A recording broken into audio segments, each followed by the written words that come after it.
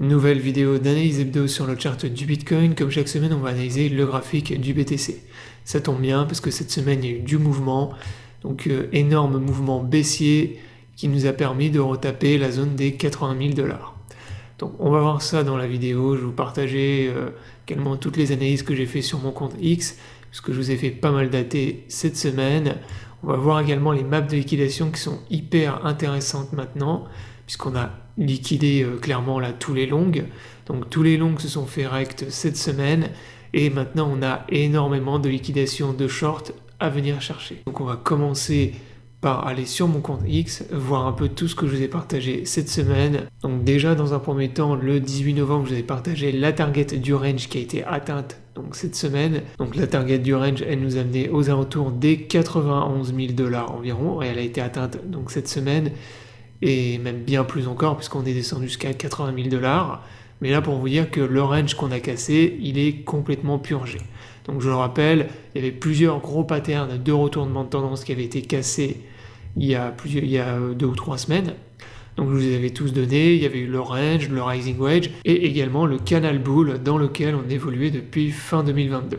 Donc tout ça, c'était des patterns de retournement de tendance qui nous permettaient d'anticiper la baisse qu'on a eue cette semaine et la semaine dernière. Et voilà, tout ça, je vous l'avais partagé il y a déjà plusieurs mois.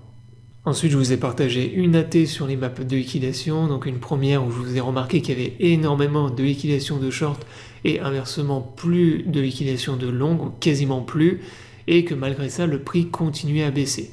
Donc ça nous traduisait en fait une phase de panic sell où les traders capitulent, même en spot, puisque là, c'est pas les effets de levier qui font descendre le prix du BTC, mais c'est tous les traders qui paniquent en spot et qui vendent en spot. Donc généralement, ce genre de phase, comme je vous le disais, se traduit par un bottom avec un prix qui baisse très rapidement, et ensuite à un moment donné, on tape une zone où ça rebondit fort et on vient dessiner un bottom local. Donc là, c'est ce qu'on a fait pour moi aux alentours des 80 000 $. C'est ce que je vous ai partagé hier. Là, pour moi, 80 000 $, c'est la zone du bottom local. On peut venir la revisiter ce week-end ou même en début de semaine. Ça, c'est pas impossible, c'est même très probable. Mais ensuite, ça va repartir dans une tendance haussière, étant donné les maps de liquidation et notamment là, les liquidations de short qui sont énormes. On a une pool notamment là qui est monstrueuse, entre 96 000 et 98 000 $. Mais même là, quand vous regardez donc les maps de liquidation, globalement, vous voyez quoi? Vous voyez qu'il y a quasiment plus, voire plus de liquidation de longue. Mais par contre, au-dessus, il y a énormément de liquidation de short, surtout au-dessus du niveau qu'on a ici, au-dessus du niveau en fait des 93 000 $. C'est là, en fait, juste après l'accélération baissière, c'est là où on a vraiment le plus de short à venir liquider, jusqu'à 98 000 $. Là, il y a énormément de liquidation de short, raison pour laquelle je m'attends dans les semaines qui arrivent à ce qu'on vienne revisiter cette zone. Donc pour moi, là, comme je vous l'ai dit, le bottom local, il a été atteint aux alentours des 80 000 $.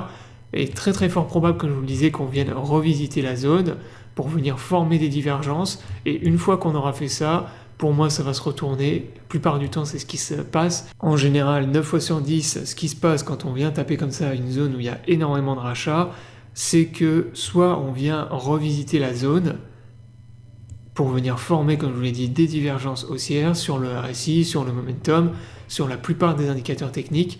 Ensuite, ça rebondit, on repart dans une tendance bull. Ou bien, deuxième solution, c'est qu'on vient simplement consolider, former un range sur les niveaux de prix actuels, et après ça va casser vers le haut et ça va repartir dans une tendance haussière. Dans tous les cas, pour moi, comme je vous l'ai dit, là pour moi il y a 95% de chances qu'on ait tapé la zone du bottom local. Je parle bien de bottom local car pour moi là on est clairement reparti dans un bear market. Ça, je vous avais prévenu déjà dès le début du mois, quand on est venu casser tous les patterns. Pour moi, c'était vraiment les signaux de la fin du bull market et d'un retournement de tendance qui allait durer plusieurs mois. Mais dans les bear markets, on ne fait pas que descendre en ligne droite tout le temps. Il y a systématiquement des rebonds bulles, des gros rebonds bulles qui permettent de retracer les baisses.